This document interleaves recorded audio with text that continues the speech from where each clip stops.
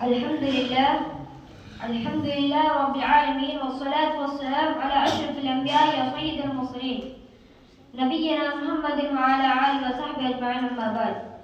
قال الله تعالى: أعوذ بالله من الشيطان الرجيم، بسم الله الرحمن الرحيم.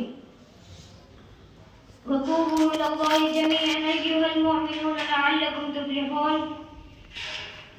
حکم صاحبان، استاد کرام اور میرے دین و ملی بھائیوں، آج کے سالانہ انجمن میں میں آپ کے سامنے ایک ایسا موضوع پیش کرنے جا رہا ہوں جو انسان کی زندگی میں روشنی، سکون، اللہ کی قربت کا ضامن ہے. توبہ کی اہمیت شرعی. توبہ کے معنی مفہوم: توبہ مصدر تعب یا کوب کا یا زور و زو پہ دلالت ہے، اس سے اس پر تعب کی آتی ہے. توبہ ہر شخص پر واجب ہے، گناہ صغیرہ یا گناہ کبیرہ. چنانچہ ارشاد باری تعالیٰ ہے: وَتُوبُوا إِلَى اللَّهِ جَمِيعًا أَيُّهَا الْمُؤْمِنُونَ لَعَلَّكُمْ تُفْلِحُونَ. اے لوگوں، تم اللہ کی طرف تائب ہو جاؤ، اس سے بخشش طلب کرو. محترم سامعین، توبہ کا مفہوم یہ ہے کہ بندہ تمام چھوٹے بڑے گناہوں سے توبہ کر کے اللہ کی طرف رجوع کر لے اور وہ گناہ جنہیں وہ جانتا ہو یا جنہیں وہ نہیں جانتا، بلکہ نادانی سے سرزد ہو گیا ہو یا کر کے بھول چکا ہو. اللہ کے بندے پر جو نعمتیں آئی ہیں، ان کے شکر کے سلسلے میں بھی تقصیر ہوئی ہے، ان سب سے بھی توبہ کرے. اور ایک مسلمان جو مختلف اوقات میں جو اللہ تعالیٰ کے ذکر سے غافل ہو جاتا ہے، ان سب سے بھی توبہ کرے. یہ سب امور توبہ میں شامل ہے. چنانچہ ارشاد باری تعالیٰ ہے: یا ایھا الناس توبوا الی اللہ واستغفروہ فانی اتوب فی یوم 100 مرہ. اے لوگوں، تم اللہ کی طرف تائب ہو جاؤ، اس سے بخشش طلب کرو، میں روزانہ 100 مرتبہ توبہ کرتا ہوں. محترم سامعین، توبہ اللہ کے قریب سب سے بڑی نعمت ہے. یہ انسانوں کو گناہوں کی تاریکی نکال کر نیکی کی روشنی میں لے آتا ہے.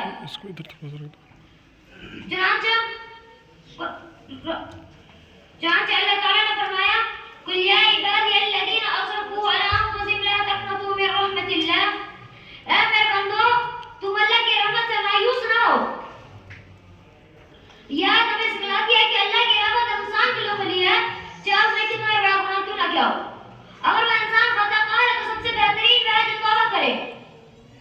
چنانچہ رسول اللہ صلی اللہ علیہ وسلم نے فرمایا: کل بنی آدم خطاؤون وخیر الخطائین التوابون. یہ پھول جو بیچ والا ہے اس کو تھوڑا ہر انسان گناہ کرتا ہے، لیکن سچی توبہ اللہ کے قریب لے آتی ہے اور اس کے گناہ کو مٹا دیتی ہے. کبھی ازوینہ کی ایک عورت رسول اللہ صلی اللہ علیہ وسلم کی خدمت میں حاضر ہوئی جو کہ زنا کی وجہ سے حاملہ تھی. وہ کہنے لگی: یا رسول اللہ، میں نے ایک ایسا گناہ کیا جس کی میں سزا کی زیادہ ہی مشترک ہوں، آپ اسے میرے اوپر لاحق کیجیے. آپ صلی اللہ علیہ وسلم نے اس کے ولی کو بلایا اور کہا: اس کے ساتھ اچھا سلوک کرو، اور یہ جب یہ بچہ جنم لے تو اسے میرے پاس لانا. پھر اس نے ایسا ہی کیا. جب وہ بچہ جنم لیا تو اس نے آپ کے پاس ہی لائی. پھر آپ صلی اللہ علیہ وسلم کے مطابق اسے سنسار کر دیا گیا. پھر آپ صلی اللہ علیہ وسلم نے اس کی جنازہ نماز پڑھی. پھر حضرت عمر رضی اللہ عنہ نے آپ صلی اللہ علیہ وسلم سے پوچھا: یا رسول اللہ، آپ کس نے جنازہ نماز پڑھی حالانکہ اس نے زنا کیا تھا؟ آپ نے فرمایا: اس نے ایسی توبہ کی کہ اب مدینہ کے 70 باشندوں میں بھی تقسیم کر دیا جائے، ان کے لیے کافی ہے. کیا تمہیں اس سے بھی افضل بات پتا ہے کہ اس نے تو اللہ اس اصل کے لیے اپنی جان بھی قربان کر دی تھی.